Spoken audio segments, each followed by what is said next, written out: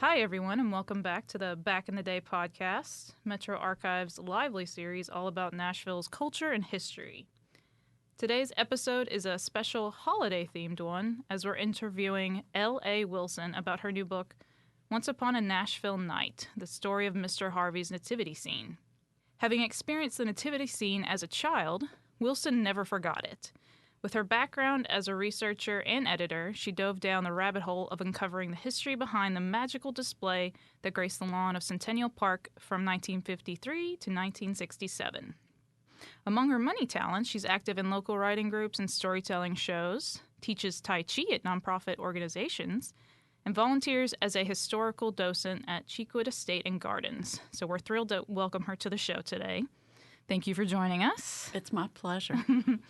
As we get started, we did mention that you visited the nativity scene as a child, but was there another inspiration for you whenever you decided to write this book? And maybe what are your memories of the display?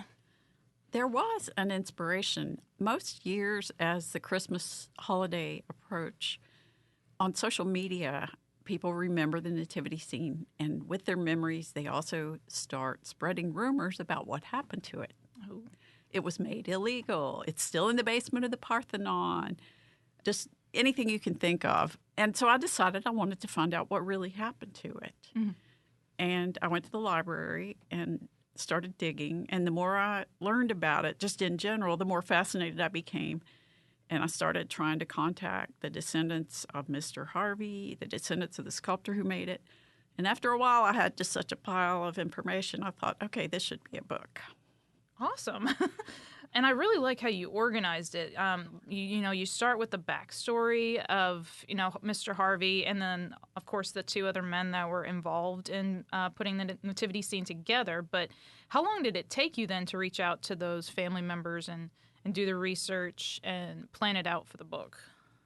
Well, it took quite a long time, partly because I've also been working on other projects. So, sometimes I would let this go for months, and at one point I didn't touch it for a year. So it's really been spread out. Once I started getting interviews with Fred Harvey III, the grandson of Mr. Harvey, that kind of put a fire under me. I got more excited about it. The research has been spread across over 5 years, but if you narrowed down how much time I actually spent working on this research, writing, cleaning it up, it would be probably a year or so altogether. It's pretty impressive. I mean, it's all the notes at the end of the book I noticed from all your credits of the interviews you did and all the different people. So do you know off the top of your head how many people you interviewed? I know you said Fred Harvey III, but... Mm-hmm.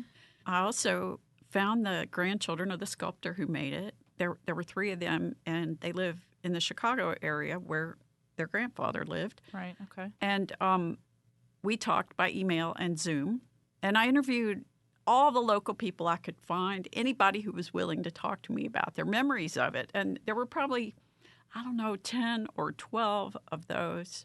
And oddly, a lot of people would get all excited and say, oh, yes, I remember that. And I would love to talk to you. But then when I tried to nail them down for an interview, the excuses came out of the woodwork. Mm. So some people didn't. I don't know. Maybe they just felt timid about sharing their memories. But I'm incredibly grateful for the 15 to 20 who did share their memories. Oh, that is great. Yeah. And I don't know if you mentioned this already. What were your memories of the display itself? Like, do you know how old you are when you first visited it?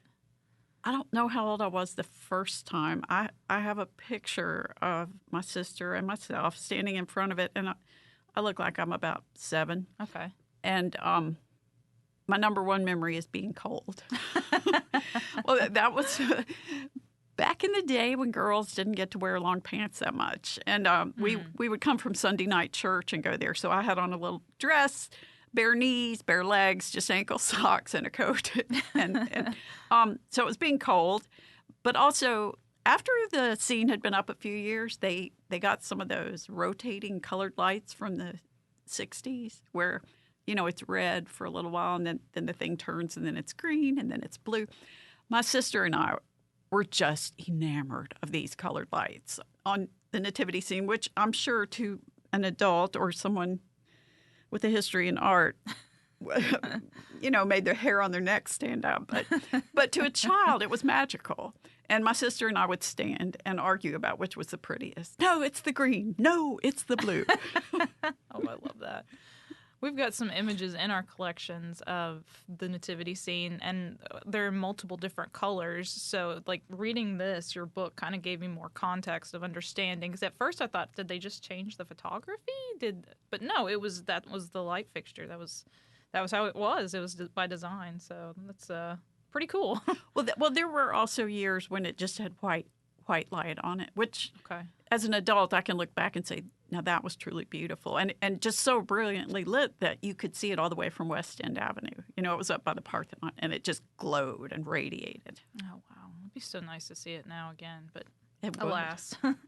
Well, I guess before we start diving more into the background of the nativity scene, I kind of want to start to, or sort of talk a little bit about Fred Harvey for our listeners and anybody else that isn't familiar with who he was.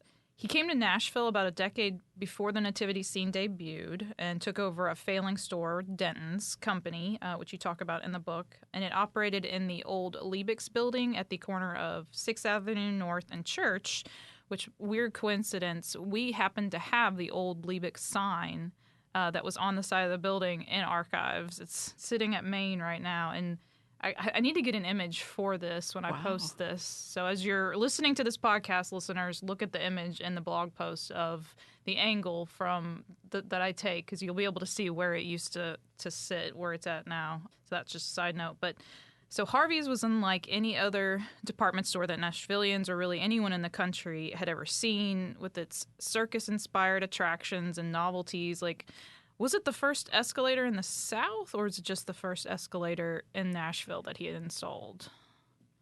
I'm unsure about that. Okay. I kept No finding worries. references to the first escalator in a store Okay. in Nashville. And I tried digging, like, did Atlanta have department stores with escalators? But I couldn't document that. But we can say that they were exceedingly rare at the time, and it was quite the novelty. I have newspaper photographs of the crowd that the store was just packed with people for the ribbon cutting of the escalator. Oh, wow. That would be cool to see. I've heard in the past that it was the first escalator in the South, but just for reference, we're not 100% sure, so that's okay. So, well, to get to my question then is, what did the store do for Nashville's morale during the wartime, whenever it opened, and post-war economy? That was huge. It played a huge role. Fred Harvey Sr., who founded the department store, had so much nerve, courage, just in the middle of the war when it was hard to get all kinds of, clothing, gas, everything was rationed. But he had connections. He'd been working in retail for a number of years and did his best to get merchandise to sell. And we had just come out of the Depression. Then we enter the war years where everything's rationed. And although the war did bring prosperity, it may not have been immediate for everyone. And there were some people who probably couldn't afford to buy products at Harvey's, but he still had a lot of free events. He had, quote, the real Easter Bunny. He had the real Santa Claus. Right. He had big parades at Easter and Christmas. The store was a spectacle in itself, so people could come ride the bus downtown, which many people did at that time, go to Harvey's, not spend a dime, and just be thoroughly entertained by all the things going on in the store. I think not only was it a way for people to enjoy themselves and have free in-store entertainment, he also was able to get some goods that other department stores and other stores couldn't get. And because one of his slogans was, "It's fun to shop at Harvey's." And during the war, I think it helped keep morale up. It reminded people there was beauty, there was entertainment, there was fun, there was good in the world. And he also supported the war effort. He was the first merchant downtown to keep the store open at night, one night a week on Monday night. He kept the store open and made a big deal about it in the newspaper. For those who work in war-related industries and cannot take time off work to shop, we're staying open Monday nights. And before too long, 30 other merchants downtown were also keeping their stores open on Monday night. Bit of a catalyst there. Yes. And post-war, with the economic boom, it was even more popular. You know, people had some money to spend. The war wasn't weighing on everyone. Everything wasn't rationed, so goods were more available. Although it is very tempting to look back at this time as this idyllic time. And it was in some ways. But there were also other things going on that concerned people. There were civil rights issues. The early 50s, we were wrapping up McCarthyism. Oh, yeah. The Vietnam War started. There were a lot of civil rights protests happening and the beginnings of integration, which we all know didn't go easily and smoothly. Mm-hmm. So there was a lot of chaos and strife in the world, even though we tend to look back at those were the good old days, the 50s. And I think his store was sort of an escape for a lot of people. You know, he had the merry-go-round, he had rides for children, he had costumed characters walking through the store, and just reminding people there's good, there's fun, there's beauty in the world. He constantly brought in entertainment. He displayed the Hope Diamond. He displayed a... Yeah. Yes.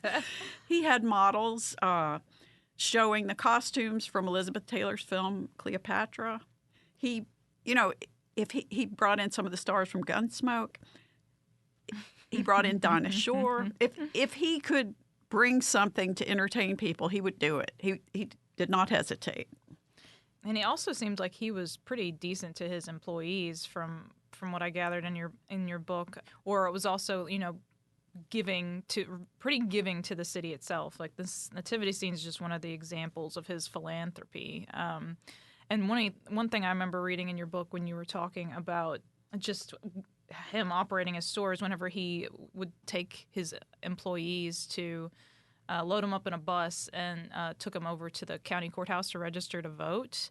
We have that photo, and I want to say our Metro photographer collection. So whenever I read that, I was like, wait a minute. So again, it gave me context. I was like, okay, now, because a lot of our image collections sometimes come with very little description. We do our best to figure it out, like doing research like you are doing for this book, but whenever you get that information, it's a nice little connection. So, and another, I added this to my questions earlier, but I took it off. But I am curious, as I mentioned, the philanthropy that Fred Harvey was known for. The nativity scene itself, of course, was one, but you mentioned a few others in the book, other ways he gave back to Nashville. Can you mention those for our listeners that aren't aware of the things he did? He really did. Taking his employees to register to vote is a really good example. He was very civic-minded, and when he came to Nashville to investigate whether this was a good place to open a store, his comment was that it needed revitalizing, and that was part of his mission, to revitalize Nashville, the downtown area. And it wasn't just economic. He really tried to get people to come to the store. Of course, he wanted to sell merchandise, but it was, he referred to Harvey's as a happening. And I like that. And he did give in many ways. Sometimes it would be splashed across the newspaper like the nativity scene, and sometimes it was quiet and sort of under the radar. It reached a point where the public almost viewed him as a clearinghouse for charity. People would send him money and say, please get this to, these people we read about in the newspaper who need help. Mm-hmm. So he was incredibly civic-minded. Seems like a pretty decent guy. He kind of reminded me a little bit of Walt Disney, actually, for Nashville, just a giving to the city kind of person. And he wasn't even from here originally. I was amazed at all the different places he traveled around to work. So it's amazing. Anyway, so we'll move on now to the main subject of the book.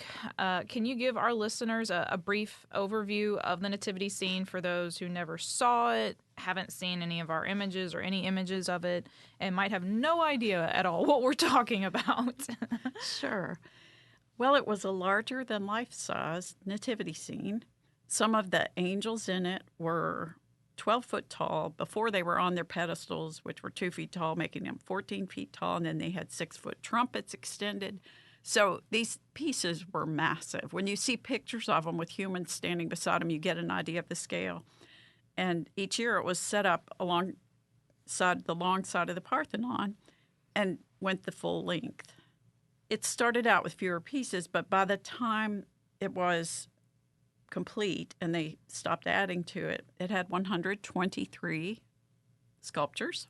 Whoa. This is not counting the greenery and the foliage and things that they put behind it to enhance it. 78 of those were animals, 45 were humans, and it was brilliantly lit, so the thing just glowed. As I said earlier, you could see it from West End Avenue, this bright burst of light.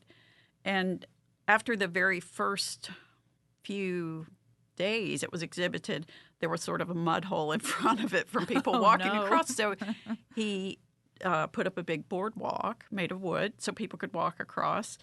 I don't think it had occurred to him how many people would come and how it would be. And over the years, he expanded that boardwalk until it was over 12 feet wide. It was huge. It was really the big Christmas event to go see that. It's kind of like, I guess, Opryland's today, of people going to go see the lights out there, or Cheekwood, I know, does their own now, and then the one in Lebanon. So I guess it would be nice to have something like that in downtown again. Not saying somebody else should do it, but putting the thought out there. It would, as many people I've talked to about this who remember the original say, oh, if only we could bring it back, if only we could do that again. Yeah. I think you mentioned it. It was of its time. It was important at the time, and I think it would still be great today, but I can understand the way you describe it, how it was so important during that time of U.S. history, too. So I'm grateful we have the images, so I can kind of imagine it myself. Well, so Fred Harvey, he gets most of the credit because the idea was his, but tell us a little bit about the other two men who helped bring it to life. And I may butcher how I pronounce their names, but I'll do my best here. So George Silvestri Jr. and Guido Rebacini? Guido Rebacini. Okay, thank you. I was calling him Rebacini at first, too, but his descendants made it real clear to me. They said it's like red bikini. So it's Rebacini. Okay, I'll remember that for now. Yes. Yep. All right. So Mr. Silvestri was the junior. His father immigrated here from Italy, a small town in Tuscany. His father made and sold small plaster sculptures. And so Silvestri Jr. was a first-generation American. He was born here. And although he had a law degree, he didn't use it a lot. He went right into business. His father had started the business selling those small plaster statues, but it wasn't doing really well. And he and a friend got the idea that it could do so much better if they'd focus on displays for department stores and Christmas decorations. So they bought it. They bought the company and shifted the focus, and he became known for enormous, outlandish decorations, as well as small-sized moving figures for department store windows. So he was the place in Chicago if you wanted decorations. And he also made parades for the floats, and he every year was tasked with decorating their downtown streets. Fred Harvey had worked in Chicago immediately preceding coming to Nashville to open his store, and although I found no documentation, I feel certain he was aware of Silvestri and his company. So the other man, Guido Rebacini, he was the sculptor who made it. He also immigrated from a small town in Italy, also in Tuscany. Interestingly enough, not that far from where Silvestri's father had come. So Guido came over with his entire family, his two parents and his siblings, about 1911. He worked several other places before he got a job at Silvestri's company, the Silvestri Art Manufacturing Company, where he eventually became the head sculptor. And I have made contact with his descendants, and they provided me with a lot of photographs of his other works, and the man was incredibly gifted. The nativity scene he made for us was beautiful, and it was not his most sophisticated work. Really? Yeah, some of the other things he made are absolutely stunning. So I feel very fortunate I got to talk to his descendants, who are also, some of them are also in the arts. Fred Harvey went to Silvestri, commissioned it. Guido was there. So he created the first figures, and then every year, Mr. Harvey, or later his son, would collaborate with him about what should we add to this. Each year they added more figures. Okay. So it was George Silvestri's company, and Guido worked for him, and Yes. this is where it. Okay. So the two connections there. Where did you mentioned this in the book, but Fred Harvey seems to have a couple different stories for where the idea came from, but mostly it was mainly from a trip he took over to Europe. Is that correct? Yes. Yeah. So he saw. In what country did he visit? Best I can tell, and one of the things I learned doing this is that just because something's in the paper doesn't mean it's accurate, especially when it's over 50 years old. Facts. So, best I can tell, he saw a life-size nativity scene outdoors in the Austrian Alps. Okay.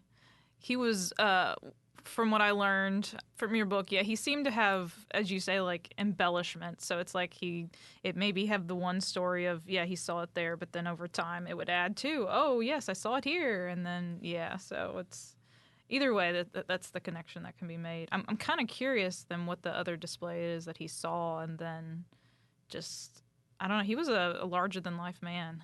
Yes, absolutely. I mean, just crazy.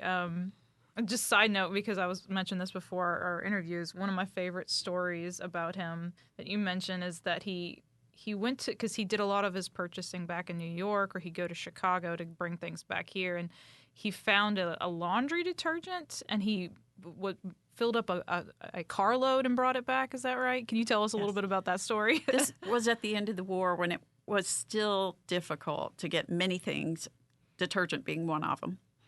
And when he saw the chance, he bought all he could fit in the car and brought it home. It was called Scoop, the detergent. And turned out it didn't clean very well.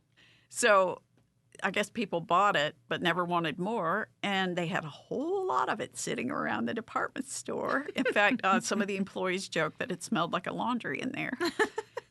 And finally, they assigned the employees quotas of it that they had to sell to. And one of the women that was interviewed who worked there said she wasn't willing to sell it to her friends because it really didn't work. So she bought her own quota and donated it. That's good of her. And then I think the rest of it was purchased by one of the managers, correct? And he gave it to like the maintenance staff or somebody to use. And said, keep this out of sight, because apparently it was very demoralizing for Fred Harvey to see that. Yeah, I bet. I mean, he had his heart dedicated, I could tell, into the store and the nativity scene. So I just loved that. That cracked me up. So I also really like what you say in your introduction about what the nativity scene stood for. And you kind of already touched on this, but I'm going to go through this question anyway. So the quote she uses is, "Truly, the nativity scene was a product of its time, an era of prosperity, optimism, and hope, as well as a time of war, racial segregation, and great cultural change." I think that quote sums it up perfectly, but for those listening who may not be familiar with that period in history, what did the nativity scene mean to the city and its residents, and why was it so significant during that time? Like I said, you kind of already touched on this, but if you have anything else you want to mention. Well, I think it was a reminder that beauty, art, joy, peace were still there. Generosity, it was free to visit. He gave it freely to the city at great expense to himself. So in a way, of course, I was a child then, so I don't know how the adults perceived it, but I would guess that it was almost an island of peace and goodness and joy amid the many changes happening, because it was a tumultuous time with the Civil Rights Act and desegregation beginning. After the war, people are like, we're so glad the war's over, but there was a lot of post-war inflation. There were housing shortages, and although there was and the baby boom, of course, there was greater prosperity. There was also a lot of tumultuous stuff like the Vietnam War and people protesting it. Our culture was starting to shift from, everything was 2 parents, 2 kids, the white picket fence, and things were starting to open up, and people were starting to see that might not be the answer for everybody. And President Kennedy was advising people to build bomb shelters.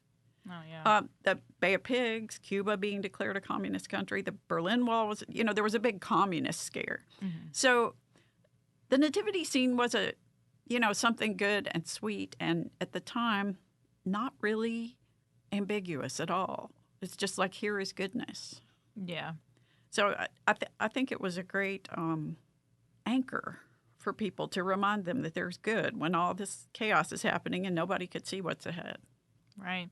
At that point when he did it, 1953 being the beginning, of course, the war rations weren't still a thing, but as you say, things were pretty tumultuous. So you can imagine if he'd started it earlier in the 40s, I wonder if it would have meant more to him then, or I don't know. I guess there's no way of knowing that answer, but it might have during the war. Yeah, it may have been even more significant with the struggles the city was seeing and everything. Yeah.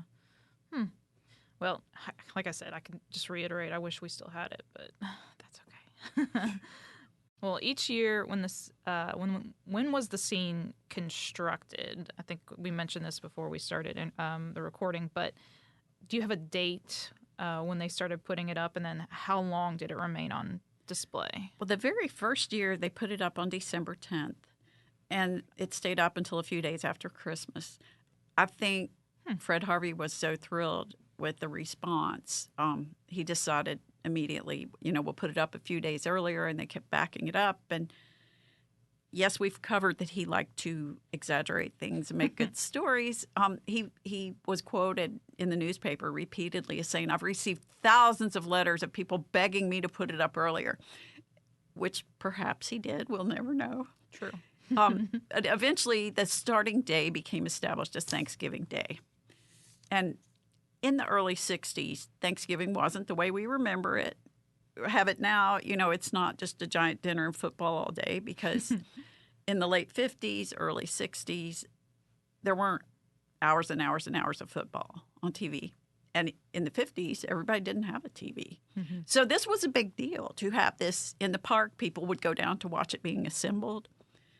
And again, he said many groups have begged him to keep it up until Epiphany. So eventually they were leaving it up until Epiphany. It's supposed to be the arrival of the wise men, so mid-January.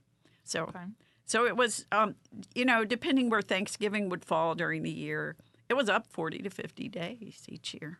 That is significant, because as you were saying that made me think. I'm like, well, the context of holiday has changed so much to where, I'm sure people may be putting up their Christmas trees as we speak. I know that's taboo to some because it hasn't been Thanksgiving just yet, but it's putting it in the context of how people saw the holiday too. And then at that time was the Thanksgiving holiday, was Black Friday a big thing then? Because I know it started, I know you may not know the context of this, and if you do, that'd be great. But I think Black Friday started, was it after the war? It was something, maybe I'm making this up, I'm not sure. I can't think of the president that started this, but it was something to kind of give not malls, but department stores and whatnot, a chance to sort of meet their quota by the end of the year, by the end of the fiscal year. That's at least the history I remember of it. So I'm curious if during the 50s, if it was that big then.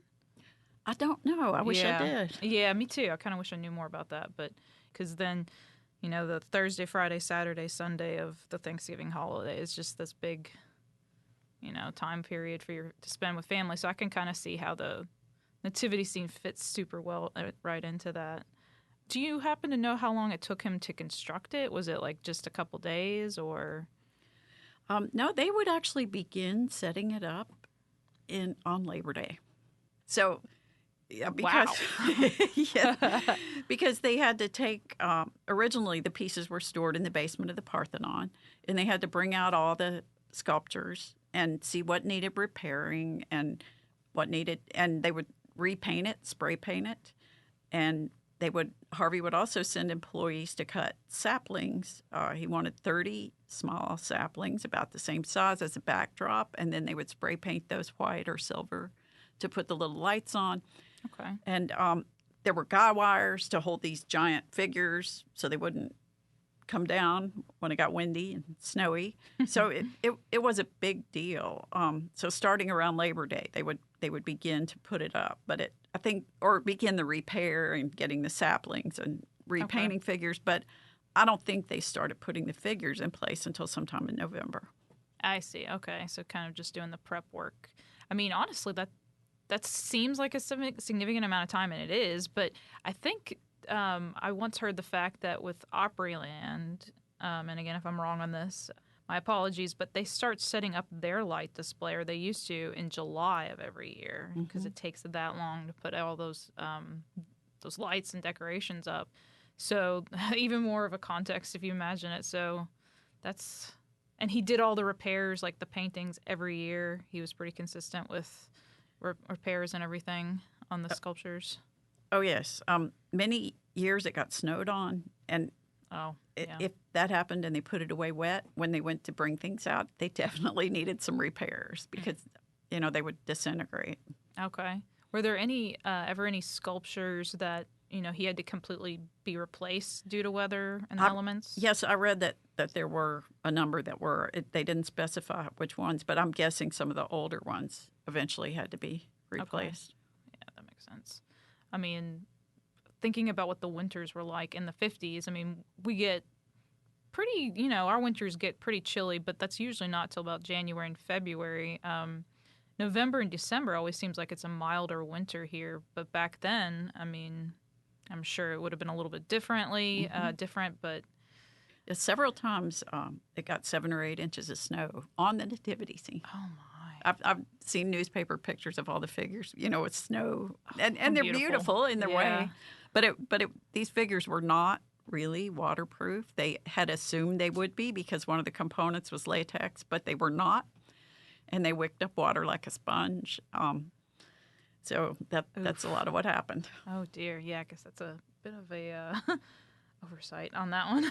Yeah, you talk about a little bit in the book about what the structures were made of. Can you tell us a little bit about that? You just mentioned that a little bit of it was latex. Yes, it was a compound called Celastic that was used at the time for a lot of department store window figures, things that were not out in the wind.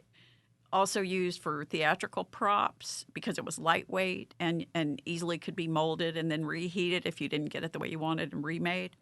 And people thought it would be like a cloth draped over a wire frame, and then they would infuse it with latex.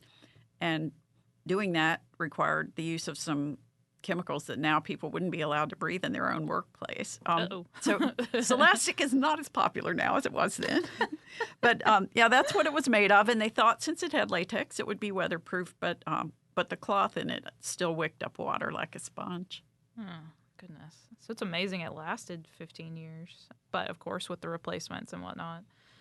You mentioned how many sculptures were at the end. You said it earlier. I can't quote it at the moment. But how many did he start with? And if you don't know, it's okay. No, I've found newspaper articles claiming 5 humans and so many animals. And finally, I pulled out one of my pictures from 1953 and just counted. There you go. Hey, so foolproof. In that picture from 1953, the first year, there were 2 donkeys, 4 palm trees, and the palm trees were spectacular. They were big, like those big angels, towering, over 20 feet, which kind of set the scene, reminded you this happened in a desert, even though we're in Tennessee in the middle of winter. 8 shepherds, 10 animals, some sheep, and then the 2 donkeys, the 3 wise men on their camels, and the Holy Family. So total 14 humans and about 10 animals and the palm trees. Okay. And then remind us again, what did it end with? You had quite a few. Yes. So that beginning was under 30 pieces. By the end, 123 pieces. 78 were animals, 45 were human figures. And that does not include all the tree branches and scenery behind it. Oh, my goodness. And I don't know, you may have this because you do talk of numbers in the book too, but can you give us an estimate or guess of how much this display might have cost Harvey over its 15-year run? Yes, Fred Harvey Sr. died in 1960, and his son, Fred Harvey Jr., also known as Rick, took over both the store and setting up and maintaining the nativity scene. And people asked him after it was all over, how much did you all spend on that over the years? And he said, roughly $250,000. Today, I put that in an inflation calculator. That would be equivalent to over $2.4 million. I was going to say, to me, I was like, oh, that's not that bad. But you got to put it in that context. Yeah. Yes. At the time they first set it up, the cost of a house was less than $10,000. Oh, my goodness. Oh, wow. And I liked the tidbit you had in the book about when he first had this idea and he told his treasurer, I want to do this idea, set aside some money. And I think the treasurer, you said, set aside maybe $500. And then the bill came back. The first bill he got was like $50,000. Yes. So he was like, wait a minute. He thought it was an error. Are you sure about this? Yes. And again, I found all different quotes for that first year. But that little story about his treasurer running into his office and saying, is this all right? That makes me tend to go with the 50,000 figure for the first year. Yeah, that makes sense. And Harvey, bless his heart, he started out with, when he purchased the failing company, he had the savings about $35,000. And then he got some backing from Commerce Union Bank. So he put his entire heart and his own money into this. So he really believed in it. And for a city that he didn't grow up in, that's what I find so fascinating, is that he was so willing to just be so generous. Absolutely. Years after he died, his wife was interviewed about it, and she said, long before Harvey's existed, in reality, it already existed for him. His whole life was about creating his own store and making it as wonderful as possible. And he invested his money, his time. The first year, he often worked 20 hours a day. Oh, my gosh. Paid himself $65 a week. Yeah. Wow. And he really put his all into the store and trying to make it yes, of course he wanted it to be lucrative, but he also wanted it to be fun, and he wanted it to be a gift to the city of Nashville. And he did indeed revitalize the downtown. Mm-hmm. Yeah, he did. That was at a time when he came in, they were saying why Commerce Union Bank, you talk about this, why they invested in him is because they were trying to build back downtown at that time. And what other department stores were downtown whenever he started? Kane Sloan was already in existence. Sloan, he had quite a rivalry with Kane Sloan. Yes, he did. Kastner Knott, Rich's, and there's Rich Swartz. And then there were some stores that, the names don't ring a bell. They didn't stay long enough. Yeah. I think there was a store called Sullivan's. But the big three were Harvey's, Kastner Knott, and Kane Sloan. Oh, wow. Okay, yeah. It's funny. I think about that with current times of in the 1970s to 80s, the downtown kind of went through a new revitalization, trying to bring it back. And if these different businesses like Harvey's, if they existed during the right time, like his did, they flourished. But examples of ones that maybe had their time and then kind of died out was the Church Street Center Mall, where the main library sits now. I don't know how long it existed, and then it hit a wall, I guess, too. So it's like if you put all the most significant businesses in the right time frame of when they could exist, like now I think Harvey's would be amazing downtown right now. But, and it went out of business in the 80s, is that correct? Yeah. Yes. First, Fred Harvey Sr. really wanted the anchor store downtown to be the main store forever. His adult son could see that there was a trend to move to the suburbs for shopping, just for convenience, easier to park. People had their own cars and didn't want to take the bus downtown anymore. So first, the downtown store was closed, and they continued with the branches in the suburbs. But in the late 80s, they were all sold to Peebles Department Store. Okay, yeah. And then I don't know if Peebles are still around now. No, I didn't think so. That didn't last very long at all. Mm-hmm. Yeah. It's also significant because I'll be focusing on this next year for the 250th, is how transportation plays such a significant role to commerce and business, of the buses, how Fred Harvey had purchased benches for buses and let people stay in his store during inclement weather.